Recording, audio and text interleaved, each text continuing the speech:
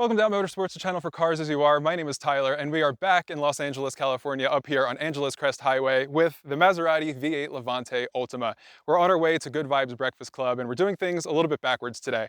I've not driven this up in the twisties. I picked it up from the airport and drove through LA traffic to get here, and I think the whole point of this is not the numbers, but the fact that it's got a Ferrari V8, it's Italian, and it makes you feel good. It should have some character, and it should be fun to drive. Instead of walking around this first, we're going to get straight to the twisties to go to Good Vibes Breakfast Club and see how this makes me feel, how Italian it actually is. So let's go to Good Vibes, hit the twisties, see how it goes.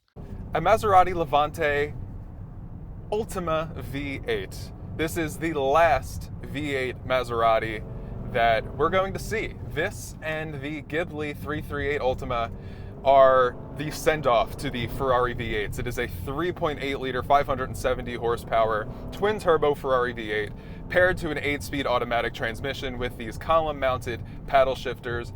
I believe that if you buy a Maserati, you don't really care about the numbers, right? You care that this is a 3.8 liter Ferrari V8 in an SUV-like thing, which is quite honestly just silly, but silly in a good way. Maserati isn't making it a secret that this is the send-off to this V8, and it is what makes this so special.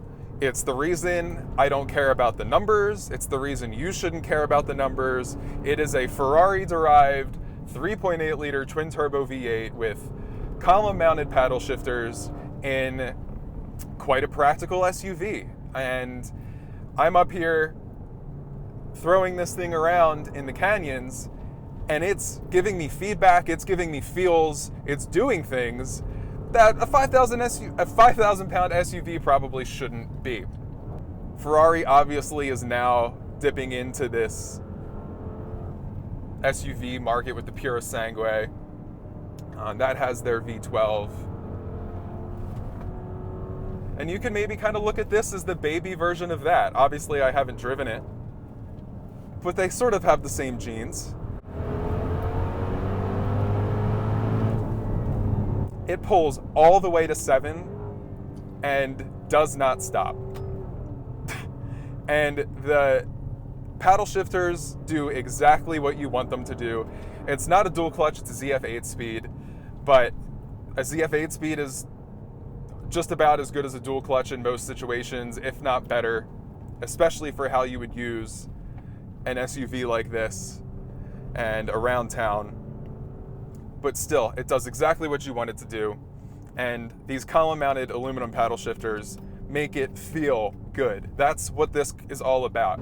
There's actually quite a few things right off the bat that have surprised me with this Levante. First is the steering feel. You don't expect a 5,000 pound SUV to have much steering feel, if any at all, let alone good steering feel that lets you know what's going on up front with the front tires. And this has it. Like it tram lines on the street. It catches the ruts and grooves when you're coming up to red lights. We have adaptive suspension. What Maserati calls skyhook adaptive suspension, and it's a dampening trick for when you go over bumps or undulations in the road. It kind of stops the tire or the wheel from digging down into that bumper undulation, and it gives you the impression that the car is more stable over uneven pavement, and it is. I have the adaptive suspension in sport mode right now, so it's lowered, it hunkers down a little bit, it stiffens things up, and in regular mode it's around town, it's borderline wallowy, which is what you want.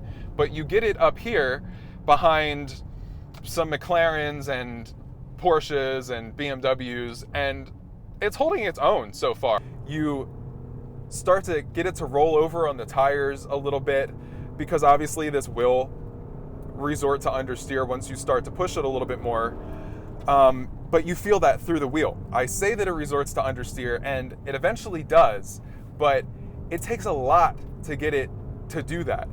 It is incredibly neutral when you're going through these twisties. You load it up, you feel the front end doing its thing, and you kind of just coast mid-corner, and it's just a neutral chassis.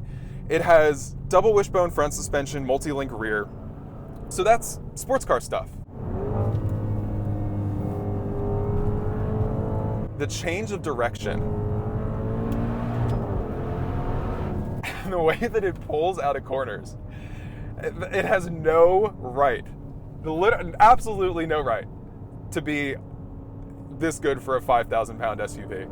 It doesn't rev as high as you might expect a Ferrari V8 to rev. It revs to 7,000 RPM, but it is twin turbo, and it does not give up. It does not give up to redline. Oh man.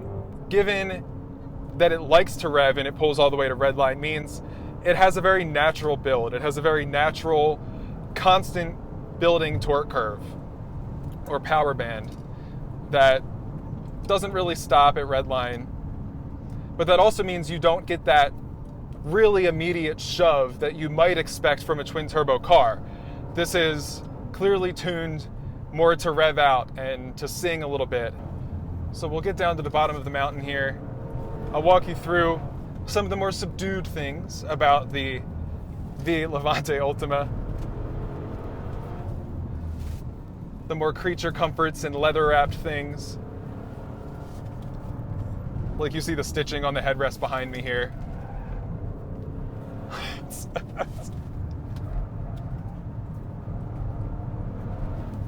Yeah, it has no right.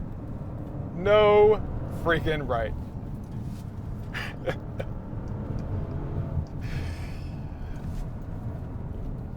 I'm working. This is a reoccurring thing when me and Jake go places. I am working. This reminds me of when we were at the Tail of the Dragon and he was in the regular Stingray and I was in a Mustang EcoBoost. Everywhere we went, I was working hard and Jake was on a Sunday drive. And obviously that's because I'm comparing two things that aren't comparable. But the fact that we're talking about even the same realm here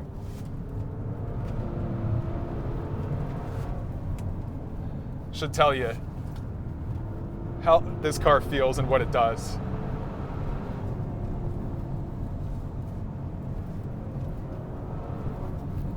It's a good one. It's a good one. If for nothing more than the giggles.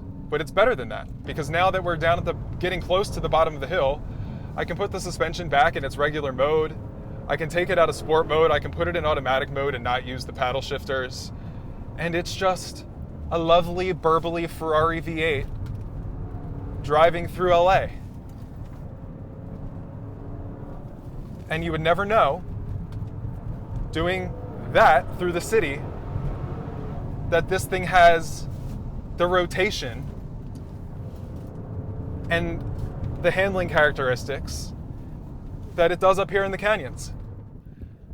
Okay, now that we're mostly down the mountain and we're done having our faster fun, I figured we would take a little bit of a slower walk around the Maserati Levante V8 Ultima and show you some of the special things that you get with this essentially final edition package. So first things first is this black paint.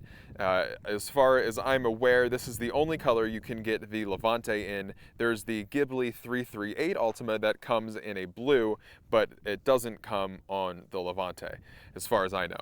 You also get these black 22-inch wheels that are special to the Ultima, along with the black calipers with the Maserati logo on them. And one thing that I thought was cool is, aside from these hood vents, which look very, very mean over this long, kind of sloped down hood, it gives the whole thing a very haunched back look, especially when you consider the rear hips back there. But the thing that I thought was cool is that I would expect this to be a sticker, but it's actually not a sticker. If you look very close, you can see that it's painted, and you can also feel that it's painted on, along with these side vents right here. So that's a nice touch that I was not expecting, and it's not something that I realized until later. You get your Italian flag right here, and stepping inside, frameless doors, which was a bit of a surprise to me in an SUV. That's front and rear. Looking at the door panel, you get carbon fiber trim. This is all leather trimmed right here, leather stitched here, all the way down. Bowers & Wilkins audio. And like I was said before in the car, clink clink, those aluminum paddle shifters. And you get this brown interior that is special to the V8 Ultima, along with this embroidered V8 Ultima headrest. And these seats are very comfortable. The whole car in general is very comfortable just to use around town. But then you get it up here in the canyons and it really does things that it shouldn't. And you have a lot of fun while doing it. So these seats are super comfortable. They're heated and cooled.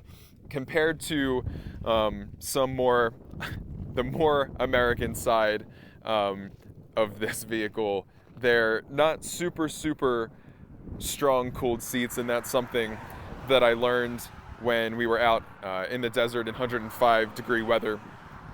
But they do the trick. And another thing, speaking of this car's slightly American roots, if you own an FCA or a Stellantis product, this area may look familiar to you as well as down here.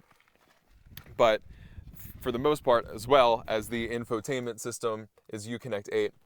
But for the most part, this car does a decent job at feeling special, especially once you're behind the wheel and driving it. Moving on to the back, I do have my stuff back here, but you get the sunshades, heated rear seats, and fine enough room considering the size of this vehicle. It's roomy and definitely comfortable for 4 people. You also get some power USB chargers back here as well. So it's a very nice, plush, comfortable place to be. And when this suspension is in normal mode, it really is quite comfortable.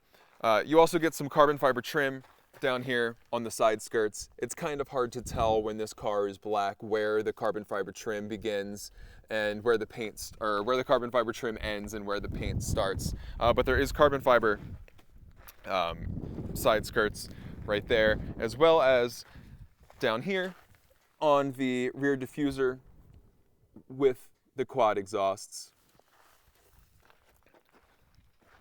From the back, it's pretty unassuming, actually. You just get the Maserati and the Levante lettering. You don't get the Q4 all-wheel drive that it does have. And that's pretty much it for the outside, if I'm honest.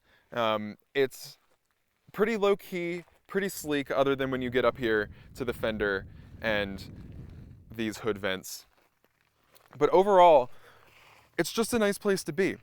It has a pretty mean front end, especially when you get down here. It's got a really wide mouth, makes it look super mean and haunched over from the front, like I said before. You also get some more carbon fiber trim up here, as well as the sensors and brake ducts on the side. But yeah, this is kind of a continuation of the Trofeo R that also had this V8, but like I said before, it's the swan song. It is the last edition, if you will, of this Ferrari V8 before we don't know what's coming, at least I don't. But it is, in my opinion, been a lovely send-off for this Ferrari V8.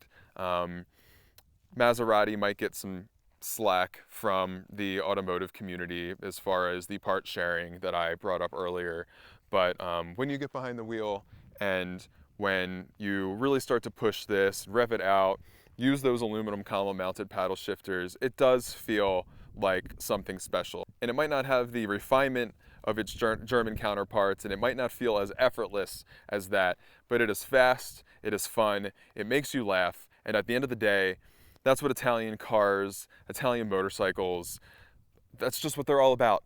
You know, they're the home of Ferraris, Lamborghinis, and they're all about the show and the antics and the feeling. And it's definitely been a surprisingly fun canyon carving partner and a very comfortable car to drive around LA. So thank you, Maserati, for lending this to us for the weekend. It's been an absolute blast, and I'm so happy that I got to drive a Ferrari derived V8 in any form, in any chassis. I feel like the amount of times that we're going to be able to do that, especially in the coming years, are getting slimmer and slimmer in a new vehicle like this, and I am very, very grateful that they lent this to us. So thank you guys for watching. As always, I'll see you next time. Be safe, have fun, bye.